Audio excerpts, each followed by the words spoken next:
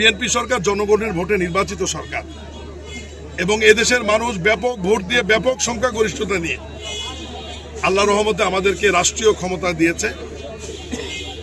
মাননীয় প্রধানমন্ত্রী তারেক রহমানের বক্তব্য একটাই, আমরা সাধারণ মানুষের জন্য কাজ করতে চাই এবং আমাদের সকল কর্মকাণ্ড হবে গ্রামমুখী, সাধারণ মানুষের মুখে, এবং সাধারণ মানুষের কর্মসংস্থান তৈরি হবে।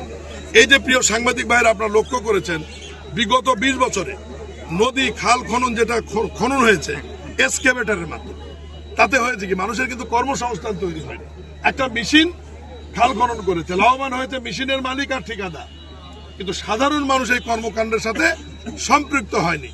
মাননীয় প্রধানমন্ত্রী খাল খননের আন্তঃমন্ত্রণালয় কমিটিতে উনি স্পষ্ট ভাষায় নির্দেশনা দিয়েছেন যে নদী এবং খাল খননের প্রত্যেক কর্মসূচিতে 50% উপর গ্রামের সাধারণ লেবার শ্রমিকদের সম্পৃক্ত করতে হবে, আর বাকি কাজটা মেশিন দিয়ে করতে হবে। তাতে কি হবে, ঢাকামুখী মানুষ আবার গ্রামে ফিরে আসবে। গ্রামে কর্মসংস্থান নাই বলেই তো মানুষ শহরমুখী হচ্ছে। আজকে যদি খাল খনন, নদী খনন, বৃক্ষরোপণ বিভিন্ন কর্মসূচির মধ্যে আমরা যদি সাধারণ মানুষকে সরাসরি সম্পৃক্ত করতে পারি, তাদের যদি কর্মের প্রসার ঘটাতে পারি এবং তাদেরকে অর্থ যদি নগদ হাতে উঠিয়ে দিতে পারি, আমরা মনে প্রাণে বিশ্বাস করি বিএনপি সরকার তারেক রহমান মনে করে যে সাধারণ মানুষ গ্রামমুখী হবে, শহরমুখী হবে না। এরপরও আমাদের শিক্ষা কর্মসংস্থানের যে প্রোগ্রামগুলো আছে এগুলো আমাদের চলছে।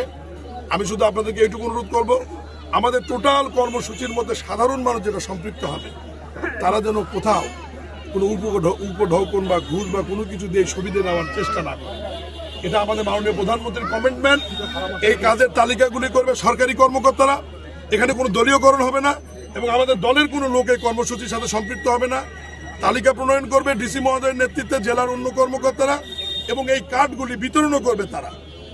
আর ফ্যামিলি কার্ডের ব্যাপারে আমি অনুরোধ করব, একটু ধৈর্য ধরতে হবে। এই অর্থবছর শেষের দিকে, আগামী অর্থবছর মাননীয় প্রধানমন্ত্রী সিদ্ধান্ত নিয়েছে 50 লক্ষ পরিবারের কাছে আমরা এই ফ্যামিলি কার্ড পৌঁছে দেব এবং আগামী 4 বছরের মধ্যে আমরা দেশের 4 কোটি পরিবারের কাছেই এই ফ্যামিলি কার্ড পৌঁছে দেবো। আমাদেরকে একটু ধৈর্য ধরতে হবে। আমাদের দেশের অবস্থা, দেশের অর্থনৈতিক অবস্থা বিবেচনা করে মাননীয় প্রধানমন্ত্রীকে সেদিন মিটিংয়ে অর্থমন্ত্রী এবং অর্থ সচিব বলেছেন যে মাননীয় প্রধানমন্ত্রী, আপনি এই জনবান্ধব কর্মসূচিতে যে পরিমাণ অর্থ ব্যয় হবে এটা আমাদের অর্থনীতির উপর চাপ হবে। উনি শুধু মাননীয় প্রধানমন্ত্রী ছোট্ট একটি শব্দ বলেছে যে আল্লাহ ভরসা, মহান আল্লাহ আমাদের সহায়তা করবেন। সাধারণ মানুষের যদি আমরা কাজ করি, এই অর্থ মহান আল্লাহ আমাদেরকে বুদ্ধি দেবেন যে অর্থটি কোথা থেকে আসবে।